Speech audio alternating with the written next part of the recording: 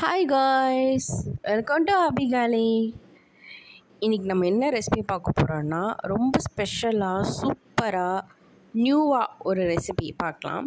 அதுவும் தக்காளி வச்சு இவ்வளோ சூப்பராக செய்ய முடியுமா அப்படின்னு நீங்களே கேட்பீங்க. அந்த மாதிரி இருக்கும் அது. அதுக்கு ஒரு மிக்ஸி ஜாரில் ஒரு டேபிள் ஸ்பூன் ஃபுல்லாக முந்திரி பருப்பு சேர்த்துக்கோங்க. இந்த டிஷ்க்கு முந்திரி பருப்பு ரொம்ப மெயின்னு. சேர்த்துட்டு ஒரு டேபிள் ஸ்பூன் சோம்பு சேர்த்துக்கோங்க. ஒரு டேபிள் ஸ்பூன் தேங்காய் சேர்த்துக்கோங்க. அப்புறம் உங்களுக்கு எந்த அளவுக்கு வேணுமோ அதுக்கேற்ற மாதிரி நீங்கள் தக்காளியை இப்படி கட் பண்ணி நல்லா பேஸ்ட்டாக கிரைண்ட் பண்ணி எடுத்துக்கோங்க. தண்ணி ஊற்ற வேண்டாம், பிகாஸ் நம்ம தக்காளி அரைக்கும் போதே வந்துடும். அதனால் தண்ணி சேர்க்க வேணாம். தண்ணி சேர்க்காமல் நல்லா திக் பேஸ்ட்டாக எடுத்துக்கோங்க. அப்புறம் ஒரு பேன் நல்லா ஹீட் ஆனதுக்கப்புறம் தாராளமாக கடலெண்ணெய் ஊற்றிக்கோங்க. எண்ணெய் நல்லா ஃப்ரை ஆனதுக்கப்புறம் ஹோல் ஸ்பைசஸ் போட்டுக்கோங்க. நான் பட்டை, கிராம்பு, ஏலக்காய், ஜாதிக்காய் ஒன்று, அப்புறம் அந்த பே லீவ்ஸ் அதெல்லாம் சேர்த்து நல்லா வறுத்து எடுத்துக்கிறேன். வறுத்ததுக்கப்புறம் ஒரு கைப்பிடி ஃபுல்லாக சின்ன வெங்காயமும் 2 பெரிய வெங்காயமும் சேர்த்துருக்கேன். இது நம்ம எப்படி வதக்கணுன்னா நல்லா டிரான்ஸ்பரண்ட்டாக வதக்கணும். தக்காளி எந்த அளவுக்கு மேஷ் ஆகிருக்கோ அதே மாதிரி வெங்காயம் நல்லா வதங்கணும். நம்ம தக்காளி அரைச்சிட்டோன்றனால வெங்காயம் நல்லா வதக்கிக்கோங்க. வதங்க லேட் ஆச்சு அப்படின்னா உங்களுக்கு தேவையான அளவுக்கு நீங்கள் உப்பு சேர்த்து வதக்குனிங்கன்னா சீக்கிரமாக வெங்காயம் வதங்கிடும். நான் என் குழம்புக்கு எந்த அளவுக்கு உப்பு வேணுமோ அதுக்கு சேர்த்த மாதிரி நான் உப்பு சேர்த்து நல்லா வதக்கிக்கிறேன். ஸோ வதங்கிறதுக்கு எவ்வளோ நேரம் ஆனாலும் பரவாயில்ல, அடி பிடிக்கக்கூடாது. ஆனால் வெங்காயம் நல்லா வதங்கியிருக்கணும்.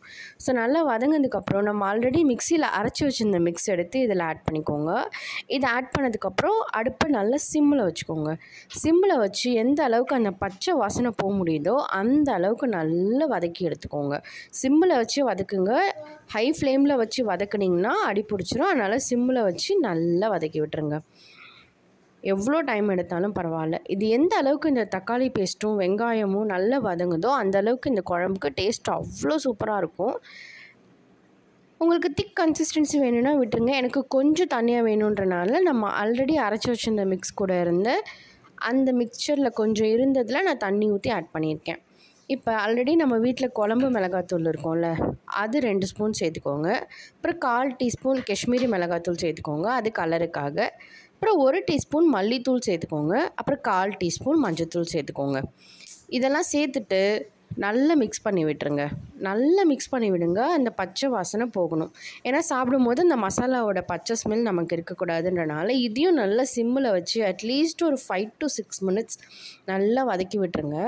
அப்படி உங்களுக்கு வதக்கி விட டைம் ஆச்சுன்னா நீங்கள் ஒரு மூடி போட்டு சிம்மில் வச்சு விட்டுட்டிங்கன்னா 10 மினிட்ஸில் அது நல்லா அந்த பச்சை வாசனை போயிட்டு நல்லா கொதித்து எண்ணெய் மேலே வந்து மிதங்கி நிற்கும்.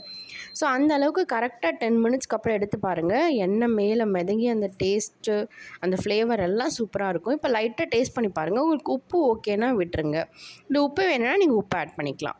இதை போட்டுட்டு லாஸ்ட்டாக கொத்தமல்லி தூவி ஆஃப் பண்ணி இறக்கி சாப்பிட்டு பாருங்கள். சூப்பராக இருக்கும். உங்களுக்கு இந்த வீடியோ பிடிச்சிருந்தா லைக் பண்ணுங்கள், ஷேர் பண்ணுங்கள், சப்ஸ்கிரைப் பண்ணுங்கள்.